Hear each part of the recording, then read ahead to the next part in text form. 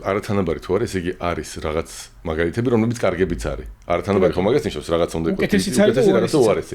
მოდი მითხარი უკეთესები რომელია და იმათ მაგალითზე ავაწყოთ მაშინ. კი ბატონო. ეგეც ხო შეიძლება მიდგომა იყოს, მაგრამ რაღაცნაირად არა, აი მოდი ახლა არათანაბარი არის, ახლა ყველაფერს დავანგრევ, ახალს ავაშენებ. რაღაც იმას გავს, რომ ეს ბავშვები ან სკოლაში რომ შევიდე და რაღაც აქ ვერ ასწავლეთ, მოდი ყველას თავს მოვკვეთავ, ახალ ბავშვებს შევიყვან და იმათ ვასწავლი კარგად. რაღაც ეგ მიდგომა არ ვიცი, ხეების გადარგვაში შეიძლება მუშაობს, მაგრამ ადამიანებს იმათებაში არ მუშაობს. ნუ ეგ არისო ეს სოციალიზმის არსი, რომ ყველა თანაბარი უნდა იყოს. იქაც არ მუშაობს. ანუ ვერ იქნება თანაბარი. ნებისმიერ შემთხვევაში ყოველთვის გვაქვს ერთ და იგივე დარგის სპეციალისტი არის უკეთესი და უარესი. ერთ და იგივე საგნის მასწავლებელი არის უკეთესი და უარესი. აი როგორ შეიძლება ყველაფერი თანაბარი იყოს? რა თქმა უნდა არ იქნება. მაგრამ რაც ეხება დიპლომებს, არა, ის რომ კვალიფიკაცია იყოს საკმარისად კარგი მინიმუმ ზღვარს აკმაყოფილებს ეს აკრედიტაციის ამბავი არის და თუ არ აკმაყოფილებს აკრედიტაცია არ უნდა მისცეს.